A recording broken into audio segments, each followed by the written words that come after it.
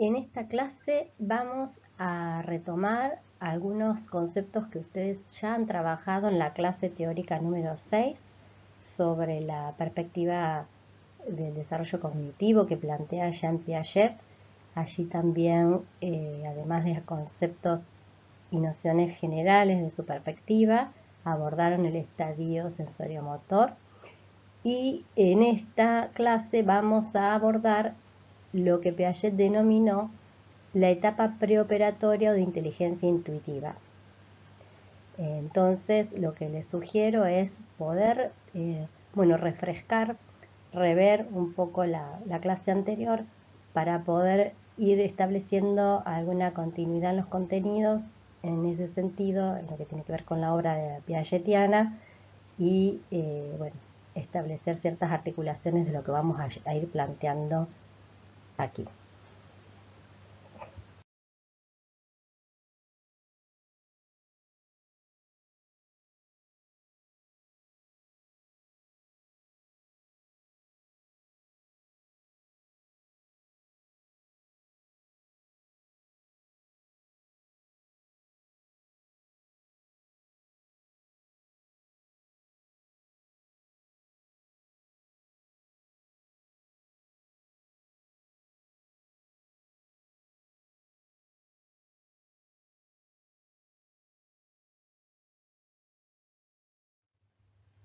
La característica principal de la función simbólica es una diferenciación de los significantes y los significados, incluyendo dentro de los significantes aquellos diferenciados a los signos, que son significantes totalmente diferenciados de sus significados, son arbitrarios, convencionales y colectivos, por ejemplo, signos lingüísticos, los signos matemáticos. Otro grupo dentro de los significantes serían los símbolos, que se consideran motivados en el sentido de que presentan alguna semejanza con sus significados y constituyen una creación individual. Por ejemplo, el dibujo de una casa simboliza la casa. Y entendiendo por significados a los objetos o acontecimientos, ambos esquemáticos o conceptualizados.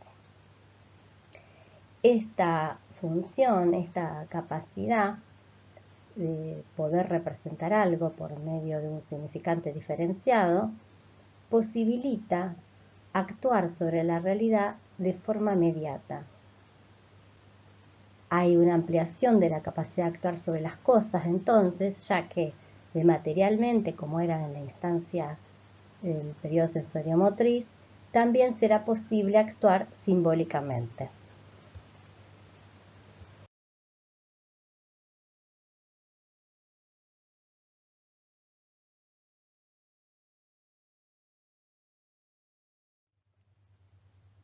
La imitación diferida, el juego simbólico y la imagen mental son concebidos como tres tipos de símbolos individuales derivados de la imitación, en tanto paso de la prerrepresentación en acto a la representación interior o pensamiento. Como ejemplo de imitación diferida, podemos tomar esta imagen de la niña que se ha puesto los ruleros y se está maquillando, si suponemos que al hacerlo está imitando gestos, conductas que ha visto en algún otro momento, en algún otro día, por ejemplo en su mamá o en alguien cercano, a realizar algo semejante.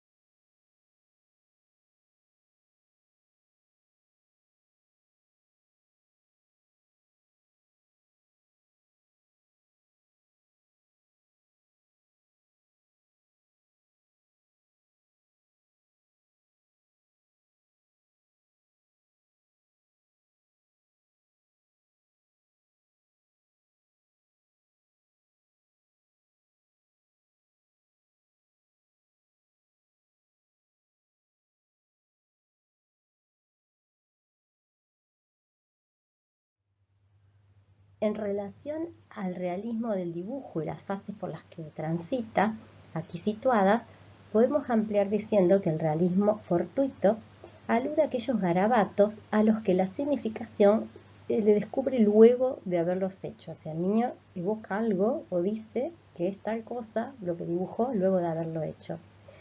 El realismo frustrado o fase de incapacidad sintética se refiere a cuando los elementos de la copia están yuxtapuestos en lugar de estar coordinados en un todo. Por ejemplo, si ustedes ven los dibujos que yo adjunté aquí en esta serie que tiene variedad de dibujos aquí a continuación, el monigote de renacuajo, ¿no? La figura humana está incipiente. También puede aparecer, por ejemplo, botones al lado del cuerpo o transparencias. En el realismo intelectual, el dibujo supera las dificultades primitivas, pero proporciona los atributos conceptuales sin considerar la perspectiva visual ni las relaciones métricas. Por ejemplo, en un rostro realizado de perfil, el niño le agrega los dos ojos, porque bueno, relacionando con esta noción de que los seres humanos tenemos dos ojos. O por ejemplo, aparecen a la vista las papas por más que estén enterradas en un campo. En relación al realismo visual, que surge hacia los 8 o 9 años, y aquí ya nos estamos pasando de la etapa intuitiva a la siguiente, presenta dos novedades. Uno, el dibujo representa solo lo que es visible desde un punto de vista de perspectiva particular, es decir, incluye aquí la perspectiva. Y la otra novedad es que el dibujo tiene en cuenta la disposición de los objetos según un plan de conjunto con ejes y coordenadas y sus proporciones métricas. Como ustedes pueden observar, en este plano de realismo ya estamos en la etapa operatoria.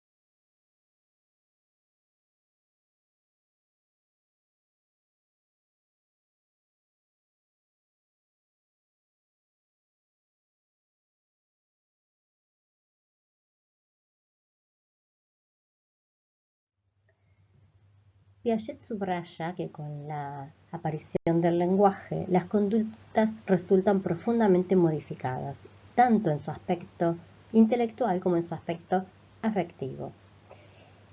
Gracias al lenguaje, el niño adquiere la capacidad de reconstruir las acciones pasadas en forma de relato, de anticipar acciones futuras mediante la representación verbal, inclusive de sustituir actos no llevados a cabo por la palabra sin jamás realizarlos.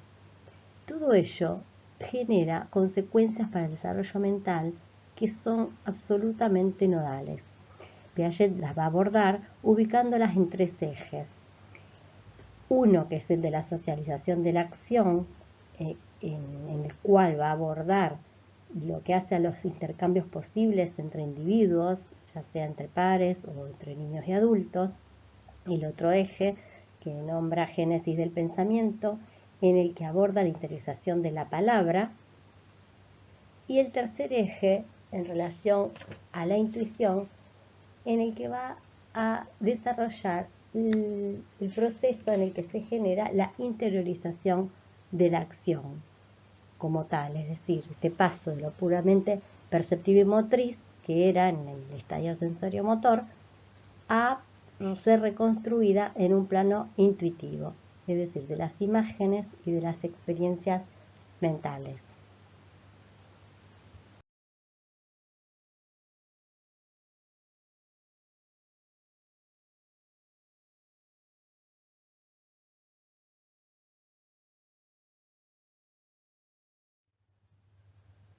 Tras sus observaciones de niños y niñas pertenecientes a esta etapa jugando, Piaget advierte que los mismos utilizan el lenguaje en algunas instancias de manera comunicativa, es decir, para decirse algo entre ellos. Este sería el lenguaje socializado.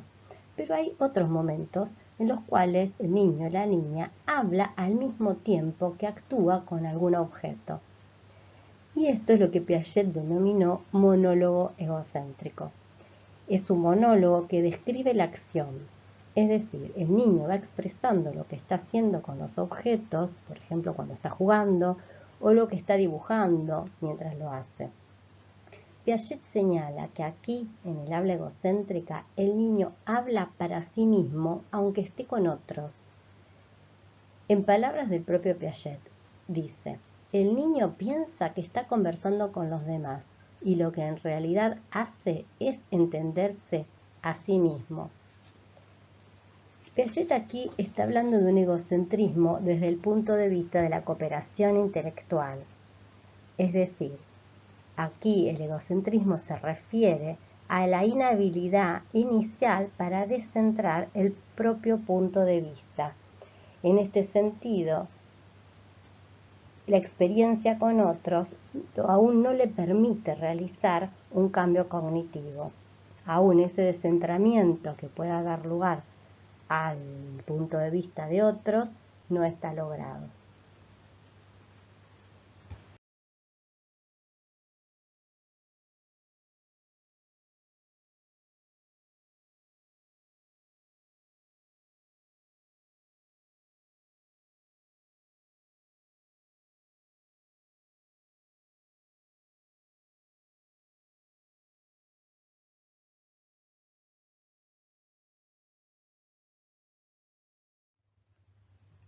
Tanto los monólogos, los soliloquios, como los monólogos colectivos constituyen más de una tercera parte del lenguaje espontáneo entre niños y niñas de 3 o 4 años y van disminuyendo hacia los 7 años. En este sentido, Piaget advierte que el monólogo egocéntrico desaparece porque se transforma en lenguaje interiorizado. Retomaremos estas nociones desde la perspectiva de Vygotsky en una próxima clase para abordar desde su teorización cómo piensa este proceso.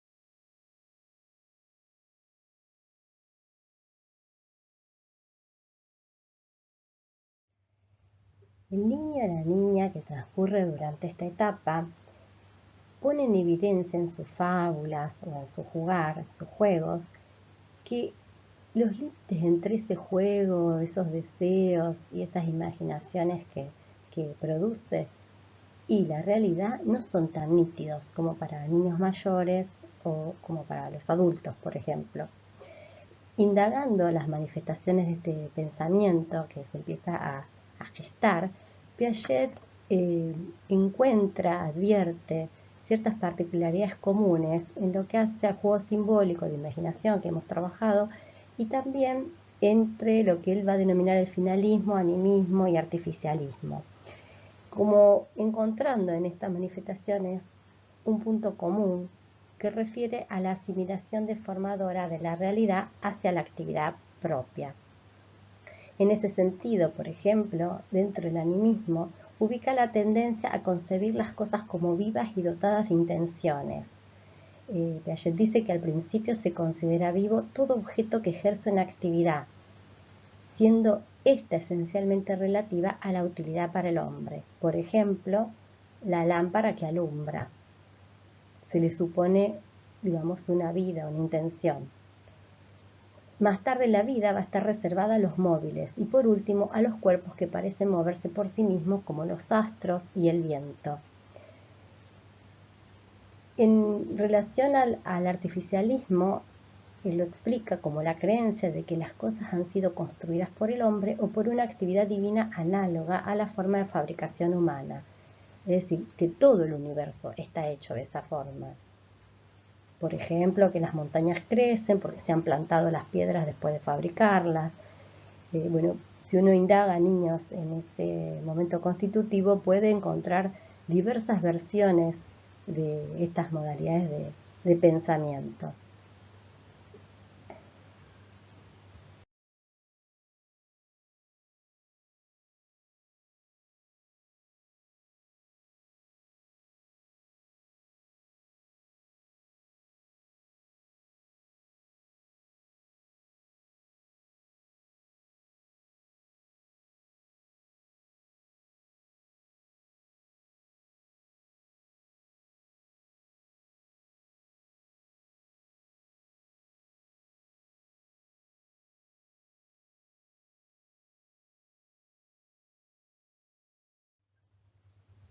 Según Piaget, esta ausencia de la prueba deriva de los caracteres sociales de la conducta de esta edad, es decir, del egocentrismo concebido como indiferenciación entre el punto de vista propio y el de los demás que ya hemos abordado. Esto ocurre antes de que los demás hayan enseñado a discutir las objeciones y antes de que uno haya interiorizado la conducta en esa forma de discusión interior que es la reflexión.